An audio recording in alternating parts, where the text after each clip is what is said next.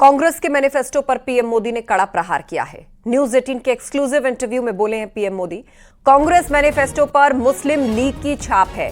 Party मुस्लिम league की नीतियां अपना रही है।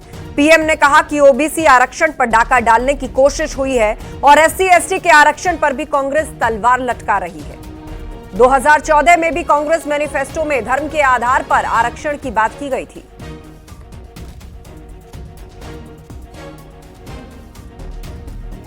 आपने जो है राजस्थान में एक रैली में कांग्रेस के मैनिफेस्टो पर एक डायरेक्ट अटैक किया।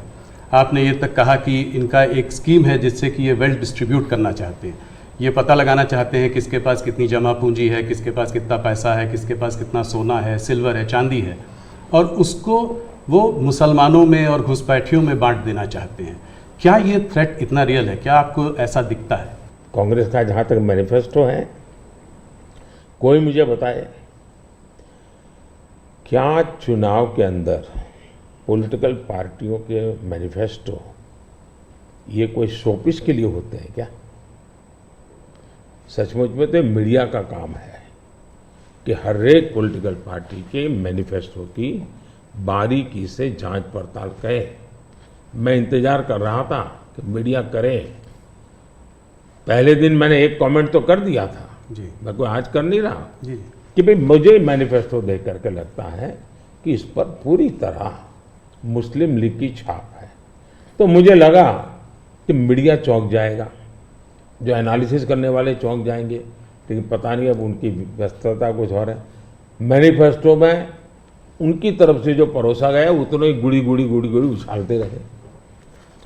फिर मुझे लगता भी ये तो इकोसिस्टम का बड़ा मिलीभगत लगता है। अब मुझे सच्चाई लेकर जाना पड़ेगा। मैंने काफी 10 दिन इंतजार किया कि देश इस मैनिफेस्टो में जो बुराइयां हैं उसको कोई न कोई, क्योंकि निष्पक्ष तरीके से आता है तो अच्छा है। आखिरकार मुझे मजबूरन ये सच्चाइयां लेकर के आनी पड़ी। अब देखिए साहब, अब उनके एक महाशय ने अमेरिका में इंटरव्यू दे दिया जी, इनहेरिटेंस टैक्स। तो इनहेरिटेंस टैक्स की बात ले आए, 55% टैक्स आपकी प्रॉपर्टी। अब मैं विकास और विरासत की बात कर रहा हूँ, ये विरासत को लूटने की बात करते हैं। तो मैं और वेल्थ रिडिस्ट्रीब्यूशन की बात करते हैं, और उनके आज तक का इतिहास है, वो करेंगे क्या? तो फिर मेरी जिम्मेवारी, मेरी रिस्पॉन्सिबिलिटी है कि मैं देशवासियों को बताऊं कि भाई ये इस दिशा में ले जा रहे हैं।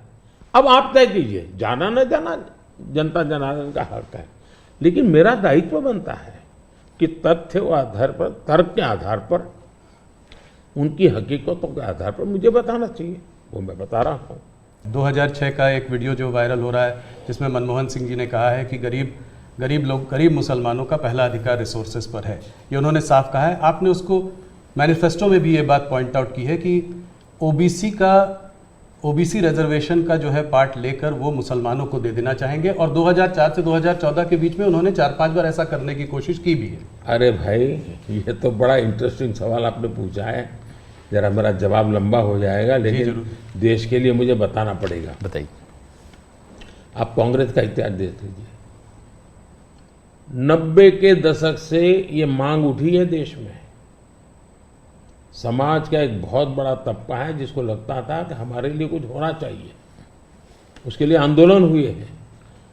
90 से पहले कांग्रेस ने पूरी तरह इस बात को खारिज कर दिया, उसका विरोध किया, उसको दबाने की कोशिश की है। यानी 90 के पहले का उनका दशक है। फिर उनको जितनी भी कमीशन बने, जितनी कमेटियां बनाई, उसके भी रिपोर्ट्स ओबीसी के विचार के पक्ष में आने लगे। अब उनके सिफारिशों को भी वो नकारते रहे, रिजेक्ट करते रहे, दबाते रहे। 90 के दशक में उनको लगा कि भाई अब इसको जरा उनकी वोट बैंक की राजनीति के अनुसार उसको टर्न दिया जाए। उन्होंने पहला पाप किया क्या? 90s के दशक में कर्नाटका में उन्होंने धर्म के आधार पर, आपको याद होगा, कर्नाटका में उन्होंने धर्म के आधार पर मुसलमानों को ओबीसी घोषित कर दिया। यानी देश के ओबीसी को नकारना, उस विचार को दबाना, उस विचार को रिजेक्ट करना, लेकिन राजनीति खातर मुसलमानों को ओबीसी घोषित कर देना। केंद्र से कांग्रेस गई, 2004 तक ये प्लान ठप रहा, उनका इरादा पक्का नहीं हुआ। 2004 में वो फिर आए, तो आते ही आंध्र में मुस्लिम को ओबीसी कोटा ये देना तय कर लिया। मामला कोर्ट में जाके उलझ गया। अब ओबीसी के 27% जो आरक्षण में मिला हुआ है, भारत के संसद ने दिया है, संविधान के मूलभूत भावना के प्रकाश में दिया है। 27% शहद लगाने की उन्होंने तैयारी कर दी, डाका डालने की कोशिश की।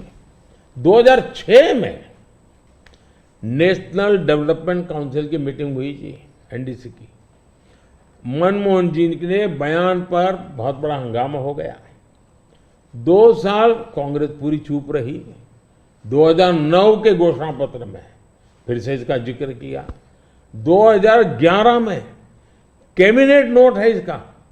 2011 के कैबिनेट नोट में ओबीसी के 27% हिस्सा डाका डाल करके उसमें से मुसलमानों को दे देना उन्होंने तय किया जी। 2012 यूपी चुनाव में भी उन्होंने इसकी एक असफल कोशिश की, फायदा नहीं हुआ।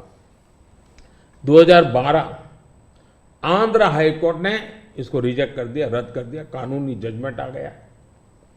एससी में गए, सुप्रीम कोर्ट में गए, वहां भी उनको कोई रिलीफ नहीं मिला। 2014 के घोषणा पत्र में भी धर्म के आधार पर आरक्षण की बात कही है, जबकि हिंदुस्तान का संविधान जब बना तब तो कोई आरएसएस वाले, बीजेपी वाले संविधान सभा में नहीं थे। बाबा साहब आम्बेडकर जैसे लोग बैठे थे, पंडित नेहरू जैसे बैठे थे, सरदार वल्लभ भाई बैठे थे, देश के कई महापुरुष बैठे थे। उन सब ने लंबे चिंतन के बाद तय किया था कि भारत जैसे देश में धर्म के आधार पर आरक्षण नहीं दिया जा सकता। 2024 के चुनाव में आप देख रहे हैं उनका मैनिफेस्टो, और मैंने कहा इस पर पूरी तरह मुस्लिम लीग की छाप है, यानी मुस्लिम लीगी नीतियां उन्होंने अपनाना शुरू किया। अब ये जो उन्होंने स्थितियां बनाई हैं, मुझे बताइए कि देश के लोगों को ये जिस प्रकार से संविधान की धज्जियां उड़ा रहे हैं, जिस प्रकार से लोग बाबा साहब आम्बेडकर को अपमानित करते हैं, एससी एसटी के आरक्षण पर भी खतरा, तलवार लटका देते हैं, ओबीसी का तो जीना मुश्किल कर देंगे। क्या मुझे देश की जनता को प्रशिक्षित करना चाहिए कि नहीं करना चाहिए? मैं सभी जो भी विद्वान लोग हैं, जो कलम के धनी हैं, जो निष्पक्ष हैं, उनका ये दायित्व बनता है कि ऐसे समय देश को वो एजुकेट करें, सही चीजें बताएं।